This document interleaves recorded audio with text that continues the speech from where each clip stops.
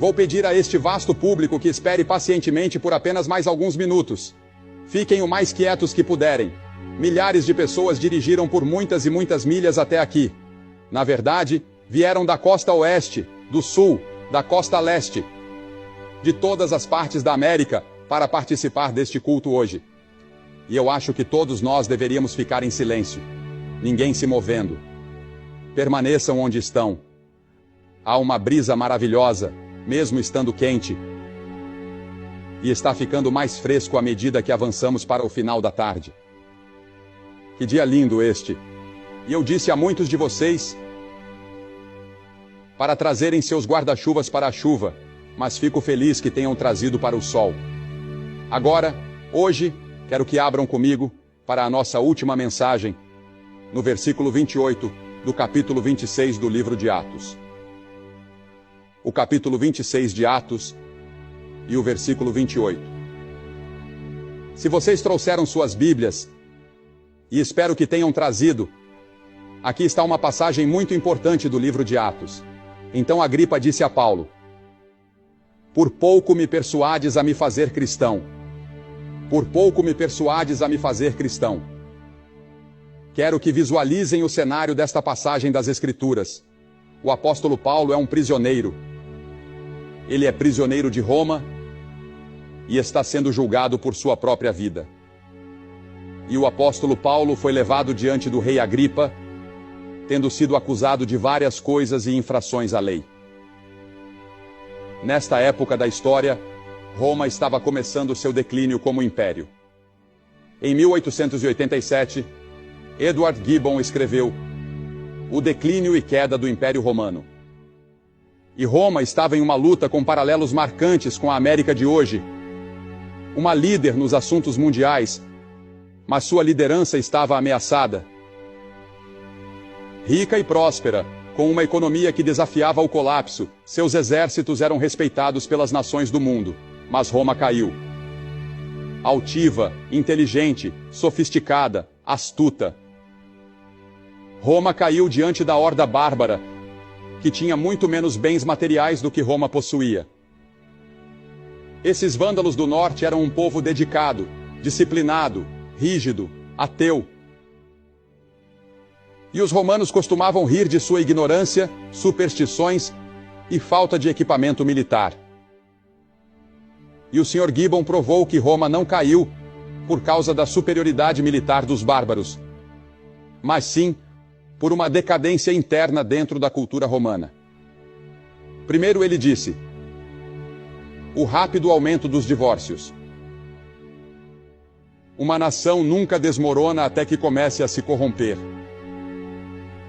No centro e no coração de qualquer nação está o lar, que é o núcleo da sociedade. E isso infringia o 7º mandamento que diz: não adulterarás. E nós, na América, embarcamos numa orgia sexual como nunca houve paralelo na história. E somos culpados, assim como Roma foi culpada. Nossos lares estão se desintegrando. Nossas taxas de divórcio são altas.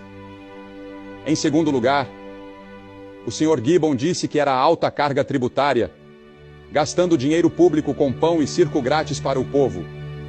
O americano médio não faz ideia do desastre que nos aguarda com o contínuo aumento dos gastos deficitários. Em terceiro lugar, há a louca obsessão pelo prazer, disse o Sr. Gibbon. 4 vezes mais se gasta com prazer na América do que com religião e obras de caridade. Nossa conta anual com tabaco excede o valor investido em educação. E Roma, em declínio, exigia mais estimulação artificial e esportes mais emocionantes e brutais, exatamente como estamos fazendo nos Estados Unidos hoje.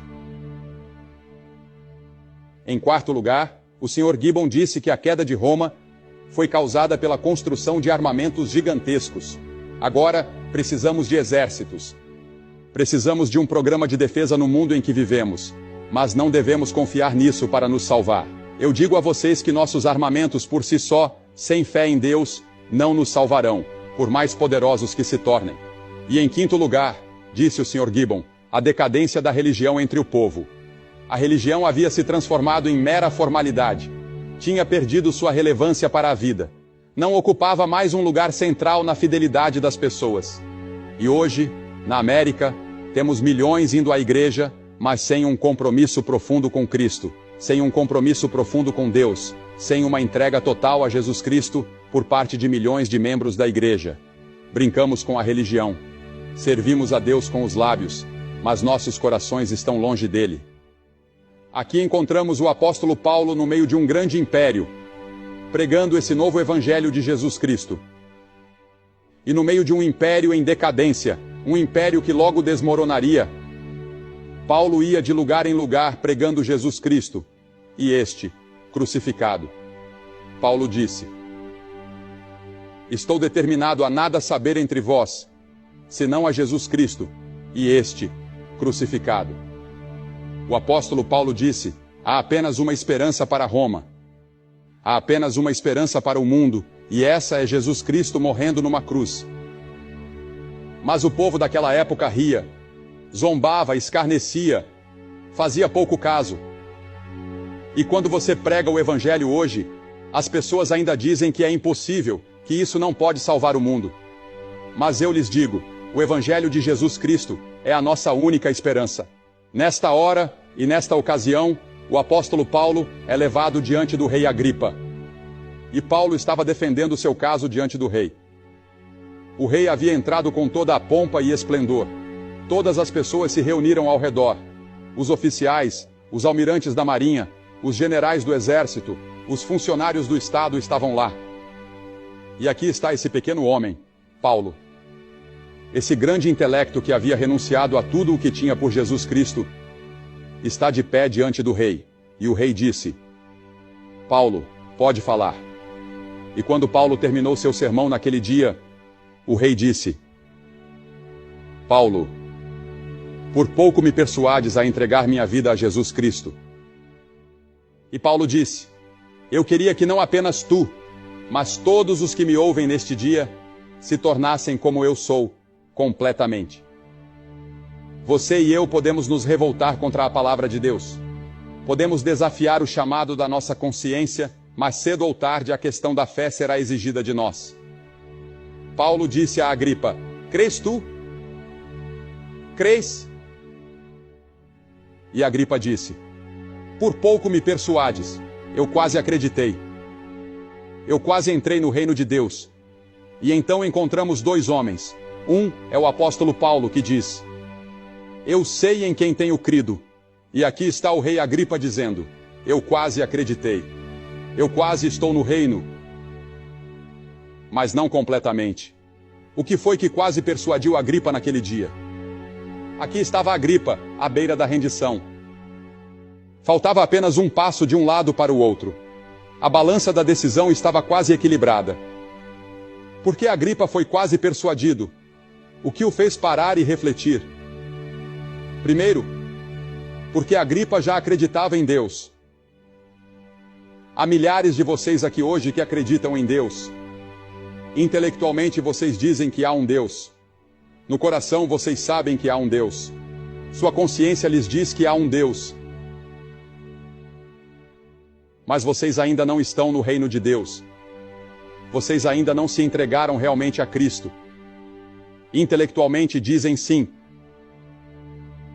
mas ainda não entregaram tudo o que tem a Jesus Cristo, e não estão no reino de Deus. Essa é a tragédia desta cruzada. Há milhares de pessoas por todo o Illinois e por todo o meio oeste que acreditam em Deus. Mas isso não é suficiente. Vocês nunca chegaram ao ponto em suas vidas de se arrependerem de seus pecados e receberem a Cristo. Vocês estão quase persuadidos a crer, mas ainda não completamente. Em segundo lugar, Agripa foi quase persuadido, porque ele acabou de ouvir o evangelho sendo anunciado. E isso por si só já é razão suficiente para qualquer homem. Ouvir o evangelho imediatamente constitui uma obrigação moral para quem o ouve. Quando eu vou a um campus universitário, os estudantes sempre fazem a pergunta: e quanto aos pagãos? De onde veio a esposa de Caim? Isso não é da minha conta, não é da sua conta, isso é assunto de Deus. Mas deixe-me lhe dizer isto: o seu problema é muito mais sério. Você ouviu o evangelho de Jesus Cristo proclamado e pregado, e não fez nada a respeito. E sua responsabilidade é 10.000 vezes maior do que a de um homem que vive na Rússia e nunca ouviu o Evangelho explicado. E Deus vai te responsabilizar no julgamento muito mais do que um homem que vive no interior da China e nunca ouviu. Paulo ficou de pé naquele dia e disse ao rei Agripa: Rei Agripa, Jesus Cristo morreu na cruz pelos teus pecados. Ó Rei e Majestade, com todo respeito ao Senhor eu lhe digo, o Senhor é um pecador. Seja rei ou mendigo, seja instruído ou ignorante, o Senhor pecou contra Deus. O Senhor precisa se arrepender de seus pecados. E Jesus Cristo morreu publicamente e abertamente numa cruz por você. E a menos que você tenha um encontro com Ele, você estará perdido. Ó Rei Agripa, eu gostaria que o Senhor viesse a Cristo. Ó, a coragem de Paulo, a ousadia que o Espírito Santo deu a Paulo naquele dia, para apontar o dedo ao rei e dizer: venha para Deus. E eu estou aqui hoje como servo do Deus vivo, não para pregar minha mensagem, não para pregar meus pensamentos. Estou orando enquanto falo com você, para que Deus me dê as palavras certas a dizer, que façam você não apenas quase entrar no reino de Deus, mas que façam você, neste dia, decidir cruzar essa linha tênue e dizer sim a Jesus Cristo e deixar que Ele mude e transforme sua vida e lhe dê uma nova dimensão de viver. Sim, ele ouviu o Evangelho proclamado e sua responsabilidade era tremenda. Em terceiro lugar, ele foi quase persuadido porque teve o exemplo da conversão de Paulo. Ele teve um exemplo vivo de uma vida transformada. Paulo costumava lutar contra Cristo, perseguia os cristãos, ele os colocava na prisão, ele os matava, fazia todo tipo de coisa, e um dia, enquanto caminhava pela estrada de Damasco, foi derrubado por uma luz ofuscante.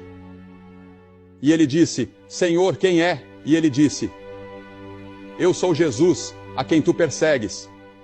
E naquele dia, esse homem brilhante e intelectual foi convertido numa estrada empoeirada a caminho de Damasco. Eu lhe digo, a conversão pode acontecer em 1 minuto. A conversão pode acontecer aqui e agora, no seu coração. Você não precisa esperar até chegar na igreja. Você não precisa esperar até chegar em casa. Ela pode acontecer agora, no silêncio do seu coração, exatamente onde você está sentado. Você pode dizer: sim, Senhor Jesus, eu te recebo. Eu confio em ti. Sua vida será transformada. Seu nome será escrito no livro da vida. Seus pecados serão perdoados. Você poderá saber que está indo para o céu. Agripa viu a mudança na vida de Paulo. Agripa acreditava em Deus. Ouviu o Evangelho pregado. Viu a mudança na vida de Paulo. E ele foi quase persuadido a se entregar a Cristo. Mas ele não o fez. Porque Agripa não veio a Cristo? Pelas mesmas razões pelas quais muitos de vocês não vêm a Cristo. Primeiro, ele pode ter pensado que seu próprio caminho era bom o suficiente, assim como muitos de vocês pensam. A Bíblia diz: há um caminho que ao homem parece direito, mas o fim dele são os caminhos da morte. Um homem disse para mim: bem, eu sou sincero, e se eu viver uma vida sincera, isso basta. Não, isso não basta. Eu disse ao pessoal na outra noite que vi um homem pegar uma bola de futebol e correr 65 jardas. Um homem muito sincero, mas correu na direção errada e perdeu o jogo. Você pode ser sincero e estar errado. Muitos de vocês dizem: bem, eu sigo minha consciência. Ou dizem: eu vivo de acordo com o Sermão do Monte. Ou a regra de ouro é a minha religião. Mas vocês não vivem de acordo com a regra de ouro, nem com o Sermão do Monte. Vocês não cumprem isso. Vocês falharam. Vocês pecaram. E mesmo que vivessem de acordo com isso, ainda assim não seria o suficiente. Jesus olhou para Nicodemos e disse: é necessário nascer de novo. Sim, ele pode ter pensado que o seu caminho era bom o suficiente, mas aos olhos de Deus não é bom o suficiente. O caminho para o céu é estreito. A Bíblia diz que o caminho para o inferno é largo, e Jesus disse: muitos são os que entram por ele. Agripa também pode ter temido a opinião pública. Começou a se perguntar: o que César diria? O que sua irmã Berenice diria? O que seus amigos diriam?